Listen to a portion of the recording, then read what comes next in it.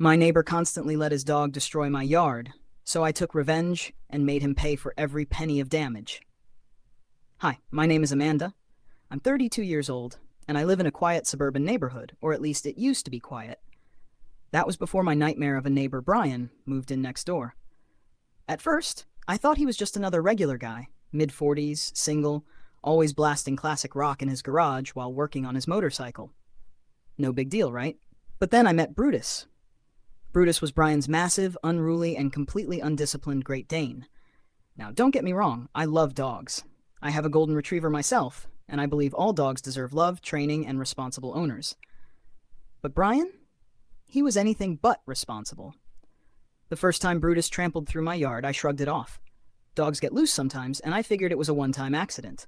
But then, it kept happening, over and over. He'd barge into my yard, digging holes in my freshly planted flower beds, trampling my vegetable garden, and even knocking over my patio furniture. The worst part? Brian didn't care. I tried to be reasonable. One evening, after catching Brutus again, I walked over to Brian's house and knocked on his door. "Hey, Brian," I said, forcing a polite smile. "Brutus keeps running into my yard and destroying my plants. Could you maybe keep an eye on him or fix your fence?" Brian just chuckled, leaning against his doorframe like I was amusing him. "Ah, come on, Amanda. He's just a dog. He doesn't mean any harm. You can always replant your flowers." I was stunned. "That's not the point. I've spent weeks working on my garden, and he's ruining it in minutes. Can't you at least try to keep him contained?" Brian waved me off like I was making a big deal out of nothing. "I'll see what I can do." But, spoiler alert, he did nothing.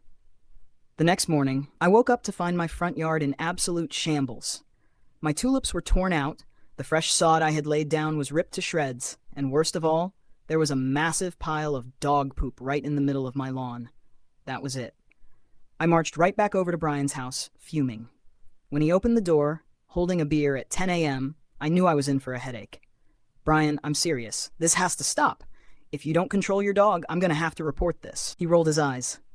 "Oh, relax, Amanda. You suburban types love to overreact. It's just a lawn." I clenched my fists, trying to keep my composure. "It's not just a lawn. It's my property, and I have every right to keep it safe. I'm warning you, Brian. If this keeps happening, there will be consequences." He smirked. "Do what you gotta do." And oh, I did. I started by documenting everything. Every time Brutus destroyed my yard, I took pictures and videos. I even installed a motion-detecting camera to catch him in the act. Within a week, I had more than enough evidence. So, I called animal control. When they came to investigate, Brian was furious. "You're such a pain in the ass, Amanda," he shouted as the officer gave him a warning about properly containing Brutus. "You could have just talked to me like an adult." I laughed in disbelief. "I did, Brian. You ignored me." Unfortunately, that wasn't enough to stop him. Brutus was still getting out, and Brian still didn't care. In fact, after the warning, he started being even worse. I swear, it was almost like he was encouraging Brutus to come over, letting him out on purpose just to spite me. That's when I decided to up my game. If Brian thought he could bully me into silence, he had another thing coming. First, I put up a strong fence. Not just a simple wooden one. Oh no, I went all out. Reinforced panels, metal posts, the whole 9 yards. It was expensive, but worth it. Brian, of course, mocked me for it. "What's next, Amanda? A moat?" he snickered one evening. I smirked back. "That's actually not a bad idea." But that was just phase 1. Phase 2? I started keeping track of all the damages. Every single plant Brutus destroyed, every time I had to replace my patio cushions, every scratch on my freshly painted fence. And when the total damages crossed $2,000, I took him to small claims court. Brian thought I was bluffing until he got the official court summons. "You've got to be kidding me," he groaned when he saw the paperwork. "You're actually suing me? Over grass?" "Not just grass, Brian," I said sweetly. "Every single penny of damage your dog caused." He scoffed, but I saw a flicker of worry in his eyes. And for good reason. I had proof. In court, I laid out everything. The photos, the videos, the logs of every time Brutus had been in my yard. And when the judge saw the sheer amount of damage, he ruled in my favor. Brian was ordered to pay me every penny of my expenses, plus a little extra for the inconvenience. I wish I could say he learned his lesson, but if anything, he just got pettier. After losing in court, he started blaring his music even louder, revving his motorcycle at ungodly hours, and making a general nuisance of himself. But you know what he didn't do? Let Brutus near my yard again. And that, my friends, was victory. But the best part? I wasn't done yet. Because Brian had one huge weak spot, his wallet. And I was about to hit him where it hurt the most. Brian might have thought he could get away with being a petty jerk, but I wasn't about to let him win. If he wanted to play dirty, I'd show him exactly how far I was willing to go. After I won the lawsuit, Brian was furious. He had to cough up over $2,000, and I knew that hit him hard. But instead of just owning up to his mistake and moving on like a decent human being, he doubled down. He started throwing loud parties, leaving his trash cans tipped over in my driveway, and even went as far as accidentally backing his truck too close to my mailbox, knocking it over. At first, I thought about retaliating in the same way, maybe reporting him for noise complaints or setting up a very passive-aggressive yard sign about responsible pet ownership. But then I had a better idea, a way to make Brian pay for his behavior without lifting a single finger. Remember how I said I installed a motion-detecting camera to catch Brutus in action? Well, I still had it, and it turned out Brian wasn't just being an annoying neighbor, he was being a sloppy one too. My camera caught everything. Him letting Brutus out without a leash, his parties spilling out into the street with drunk guests littering everywhere, and, my personal favorite, him dumping motor oil into the storm drain behind our houses.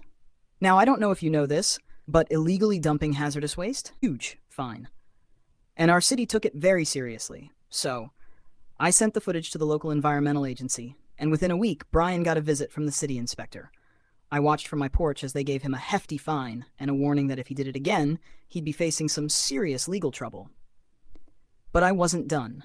Since Brian had been so kind as to trash my yard, I figured it was only fair to return the favor. Legally, of course. I took all the evidence I had of his noise violations, reckless driving, and property damage and filed multiple reports with our homeowners association. Now, normally I hate HOAs, but in this case, they were thrilled to get involved. They hit Brian with every possible fine in their rule book. Too much noise past city ordinances? Fine. Failing to maintain his property? Fine.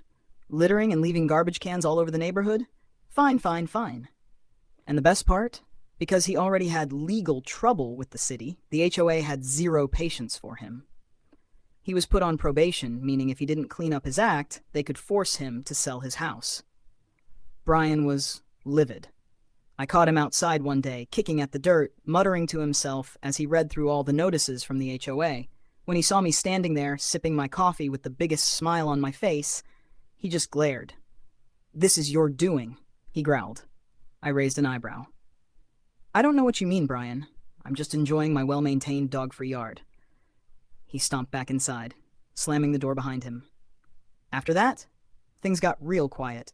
No more loud music, no more dog rampaging through my yard, no more petty revenge tactics. Brian had finally learned his lesson. And about 3 months later, I saw a for sale sign pop up in his yard. I'd like to say I felt bad for him, but honestly, he brought it on himself. He could have been a decent neighbor. He could have taken responsibility for Brutus, put up a fence, and respected my property. But instead, he thought he could walk all over me. Big mistake. So, the next time someone thinks they can make your life miserable, just remember, sometimes the best revenge is letting people suffer the consequences of their own actions. And I made sure Brian paid for every single penny of the damage he caused. If you love this story and want to hear more crazy neighbor tales, don't forget to like, subscribe, and hit that notification bell. Have you ever dealt with a nightmare neighbor? Let me know in the comments. I'd love to hear your stories.